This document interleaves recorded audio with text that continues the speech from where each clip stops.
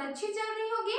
आज हम static GK का एक पार्ट देखने वाले हैं जो कि है जैनिज्म का पार्ट। ठीक है, जैनिज्म से क्वेश्चंस जनरली पूछे जाते हैं किसी भी स्टेट के या सेंट्रल लेवल के कॉम्पिटिटिव एग्जाम्स में। तो देखते हैं इसके बारे में, समझते हैं जैनिज्म बेसिकली क्या था। तो जिस टाइम पे बहुत सारे मूवमेंट्स हो रहे थे, सोशल रिवॉल्यूशंस, रिफॉर्म्स हो रहे थे, जो सामाजिक चेंजेस आ रहे थे सोसाइटी में, तो उसी समय में एक नया सेक्ट, एक नया पंथ निकल के आया था जिसको हम जैनिज्म के नाम से जानते हैं। जैनिज्म जो वर्ड है वो जीन वर्ड से निकल के आया। कौन से वर्ड से? जीन। जीन का मतलब नॉलेज या ज्ञान होता है। ठीक है, जैनिज्म शुरू किया गया था एक्चुअली में जैनीज जो गुरु होते हैं, जो उनके पूजनीय जो पर्सन होते हैं, उनको तीर्थंकर्स बोला जाता है।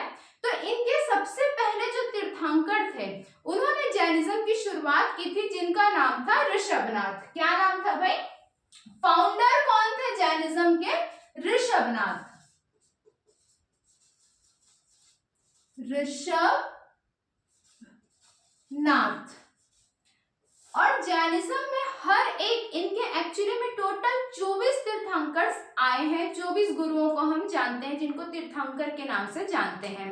ठीक है, तो ऋषभनाथ जी को जो है वो फाउंडर ऑफ जैनिज्म बोला जाता है। और हर तीर्थंकर का एक सिंबल होता था, एक साइन होता था।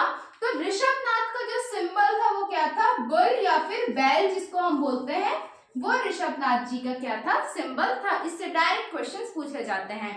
हाँ, वे एक्सप्लेनेशन पे बहुत ज्यादा फोकस नहीं करेंगे क्योंकि हम स्टैटिक जीके देख रहे हैं, डायरेक्ट फैक्चुअल क्वेश्चंस जो आते हैं वो देख रहे हैं।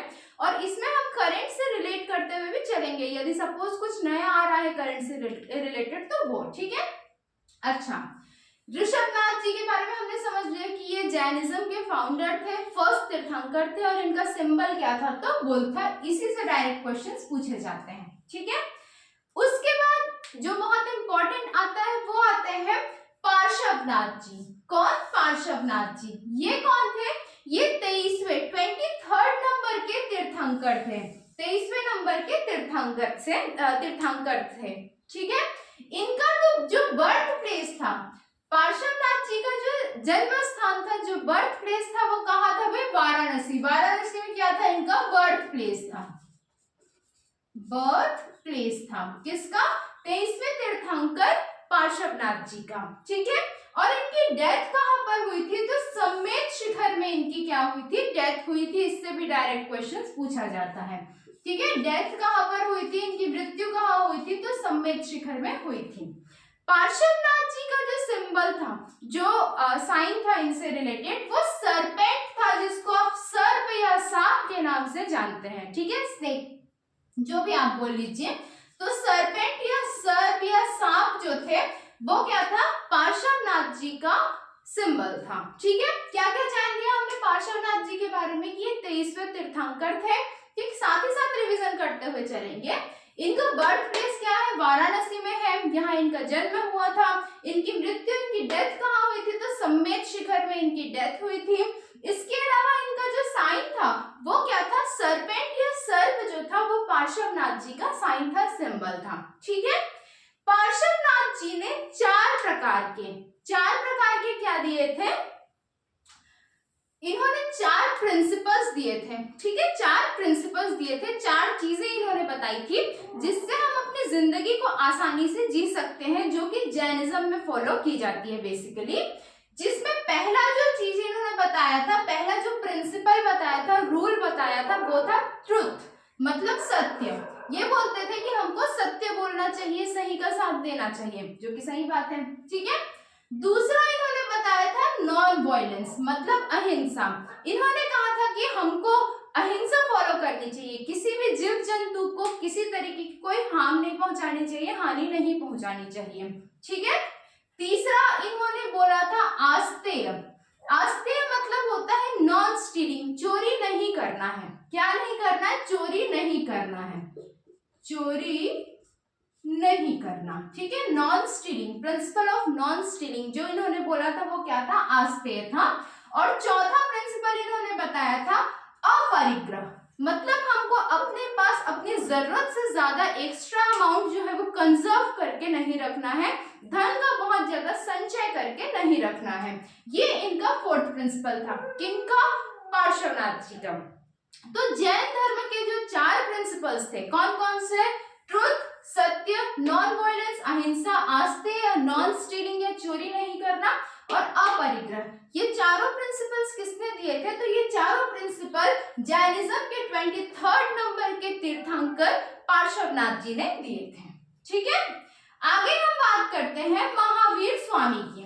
किसकी? महावीर स्वामी की।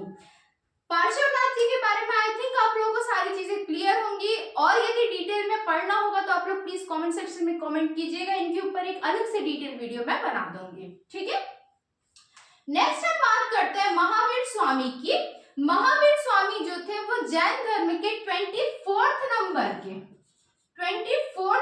के तीर्थंकर थे, और इनको ही एक्चुअल फाउंडर ऑफ या रियल फाउंडर ऑफ जैनिज्म माना जाता है। ठीक है, फाउंडर कौन थे? ऋषभनाथ थे, लेकिन एक्चुअल या रियल फाउंडर किसको बोलते हैं? तो महावीर स्वामी को बोलते हैं।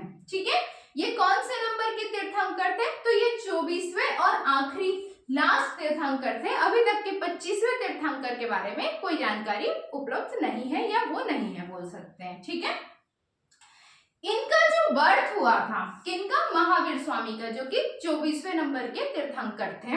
इनका बर्थ हुआ था 599 बीसी में बिफोर क्राइस्ट में, और इनकी डेथ हुई थी 527 बिफोर क्राइस्ट में। ठीक है, आप सबको पता है बिफोर क्राइस्ट जो बोलते हैं, बीसी बोलते हैं, जिसको ईसा पूर्व भी बोला जाता है, उसकी गिनती कैसे आती है? 0 की तरफ आती है। ठीक है, उसकी गिनती कैसे आती है?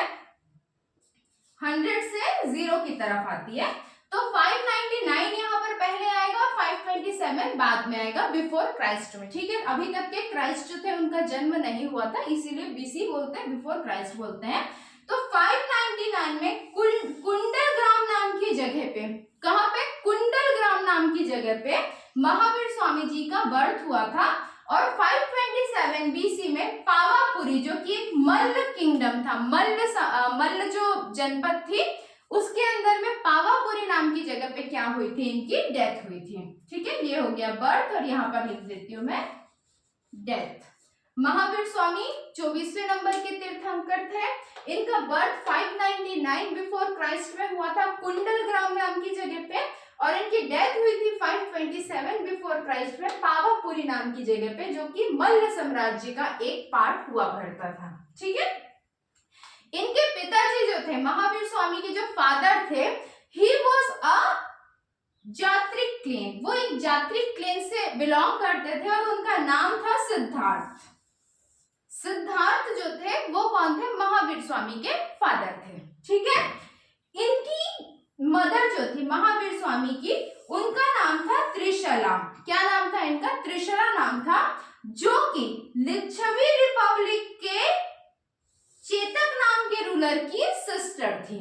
ठीक है, इनके फादर जो थे वो जात्रिक कुल के थे, जात्रिक क्लेन के थे, जिनका नाम सिद्धार्थ था। कौन थे? इनके फादर थे। ठीक है, इनके फादर थे, और इनकी मदर जो थी, महावीर स्वामी की जो मदर थी, उनका नाम त्रिशला था, और वो लिच्छवी रिपब्लिक, लिच्छवी जो गणराज्य था, ठीक है, उसके रूलर चेतक की बहन थी इनकी माताजी त्रिशला। ठीक है, इनकी वाइफ का नाम था यशोदा। इनकी वाइफ का क्या नाम था? यशोदा था।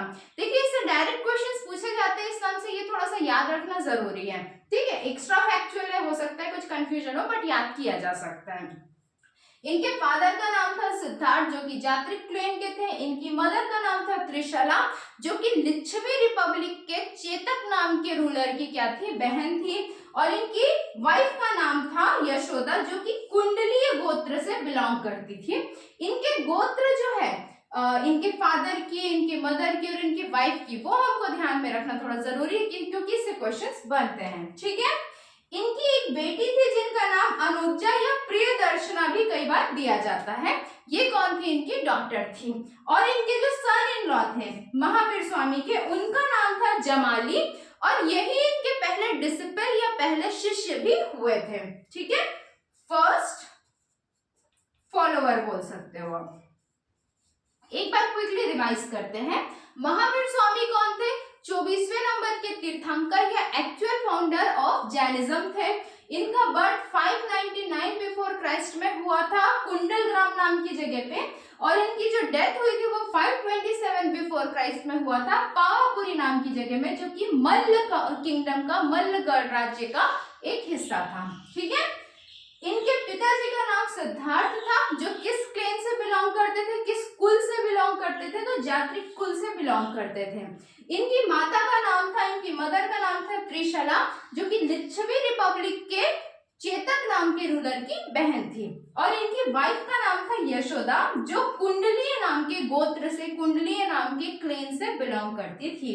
इनकी एक डॉटर थी जिनका नाम अनुजा या प्रियदर्शना था, अनुजा भी था, प्रियदर्शना था। और इनकी डॉटर के जो हस्बैंड थे, इनके सन इन लॉ, उनका नाम था जमाली। और ये जो जमाली थे वही महावीर स्वामी के फर्स्ट फॉलोअर हुए, और जैन धर्म के सबसे पहले विरोधी भी यही हुए थे। ठीक है, तो इसको ध्यान में रखेंगे, ये बहुत इंपॉर्टेंट हो जाता है। Who was the first follower of Mahavir Swami? तो he was जमाली। महावीर स्वामी के सबसे पहले जो अनुयायी थे, जो डिसिपल थे, शिष्य थे, वो जमाली थे, जो उनके दामाद भी थे। और साथ ही साथ जैन धर्म के सबसे पहले विरोधी भी जमाली ही थे।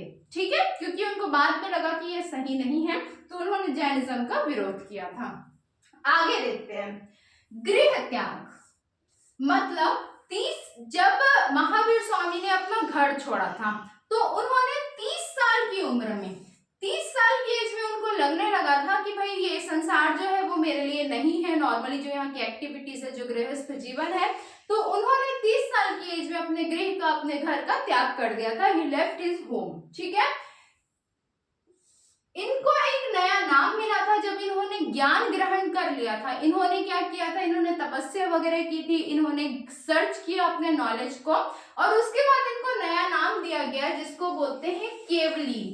जो महावीर स्वामी ने जो ज्ञान प्राप्त किया उसको कैवल्य बोला जाता है। ठीक है, क्या बोला जाता है? कैवल्य बोला जाता है। कैवल्य मतलब क्या होता है? Gain of knowledge, gain of knowledge. Actually में फैक्ट ज्यादा हो गए, जगह अपने पास थोड़ी कम है, तो इसलिए कंजस्टेड हो गया। अगली क्लास में देखेंगे, ये 2 पार्ट्स में बना लिया करेंगे इस तरीके के वीडियोस। तो इन्होंने क्या किया था? 30 साल की उम्र में जो है महावीर स्वामी ने अपना घर छोड़ दिया था और ज्ञान की तलाश में निकल गए थे, लाइफ को नए सिरे से जीने के लिए। ठीक है, तो इन्होंने क्या किया था? इनको जो ज्ञान की प्राप्ति हुई थी, जब इनका एनलाइटनमेंट हुआ था, तो उस अवस्था को, उस स्टेज को कैवल्य बोला गया था। और इस ज्ञान की प्राप्ति के बाद, गेन ऑफ नॉलेज के बाद, he was known as Kevalin. उनको केवलिन के नाम से जाना जाता था, उनको अरहत के नाम से जाना जाता था, उनको जिन के नाम से जाना जाता था, और उनको निग्रंथ के नाम से भी जाना जाता था। ये 4 नेम हम किसको देते हैं? केवलिन, अरहत, जिन और निग्रंथ। ये चारों नाम है महावीर स्वामी के, जो कौन है? एक्चुअल फाउंडर एंड 24th तीर्थंकर ऑफ जैनिज्म। ठीक है, इन्होंने ज्ञान की प्राप्ति के बाद अपना फर्स्ट सरमन जो दिया था, अपना पहला उपदेश जो दिया था, वो राजगृह नाम की जगह पे दिया था। कहां पर दिया था? राजगृह के नाम की जगह पे दिया था, जो कि बाराकर नदी के बैंक पे है, बाराकर नदी के किनारे है। ठीक है, इनके पहले डिसिपल मतलब जो शिष्य थे वो जमाली, जो मैंने अभी बताया था यहाँ पर इनकी फैमिली ट्री में, तो वो जो थे इनके पहले शिष्य भी थे, फर्स्ट अपोजर भी थे। ठीक है, जैनिज्म क्या होता है? रीबर्थ और कर्मा, मतलब कर्म और पुनर्जन्म की जो सिद्धांत है उस पे जैनिज्म बिलीव करता है। इससे डायरेक्ट क्वेश्चंस आते हैं। ठीक है, इससे क्या होता है? डायरेक्ट क्वेश्चंस आते हैं कि जैनिज्म किस पे बिलीव करता है? तो रीबर्थ मतलब पुनर्जन्म और कर्म, कि आप अच्छे कर्म करोगे तो अच्छा होगा, बुरे कर्म करोगे तो बुरा होगा, इस पे जो है वो बिलीव करते हैं। महावीर स्वामी ने सेलिबेसी या ब्रह्मचर्य को फोर्थ लिखा हुआ है, 5th प्रिंसिपल के रूप में दिया। पहले 4 प्रिंसिपल जैनिज्म के किसने दिए थे? पार्श्वनाथ ने दिए थे, जो कि 23वें नंबर के तीर्थंकर थे। और जैनिज्म का जो 5वां प्रिंसिपल था, 5th प्रिंसिपल प्रिंसिपल जिसको सेलिबेसी या ब्रह्मचर्य बोलते हैं वो दिया था महावीर स्वामी ने। ठीक है, यहाँ पे जो एक्विजिशन ऑफ नॉलेज होता है जैन धर्म का वो कैवल्य होता है, मैंने अभी बताया। यहाँ पे थोड़ा स्पेलिंग अलग है, दोनों स्पेलिंग कई बार ले लेते हैं यहाँ पर। ठीक है, इनको महावीर स्वामी को जो ज्ञान की प्राप्ति हुई थी, जो एक्विजिशन ऑफ नॉलेज हुआ था, एनलाइटनमेंट हुआ था, वो कहाँ पर हुआ था? जम्बिका ग्राम नाम की जगह पे हुआ था, ऑन द बैंक ऑफ, एक नदी के किनारे। कहाँ पर? ऋजुपालिका नदी के किनारे पे हुआ था। ठीक है, कौन से वृक्ष के नीचे बैठे थे? कौन से वृक्ष, कौन से पेड़ के अंदर इनको ज्ञान की प्राप्ति हुई थी, एक्विजिशन ऑफ नॉलेज हुआ था? तो साल ट्री, जिसका साइंटिफिक नेम शोरिया रोबस्टा है, उसके नीचे ये बैठे थे। कहां पर बैठे थे? एक इमेजिन कीजिए, महावीर स्वामी जी जो है वो अपने ज्ञान की प्राप्ति के लिए कोशिश कर रहे हैं। 30 साल की उम्र में इन्होंने घर छोड़ा और उसके बाद फिर वो लगातार कोशिश में है।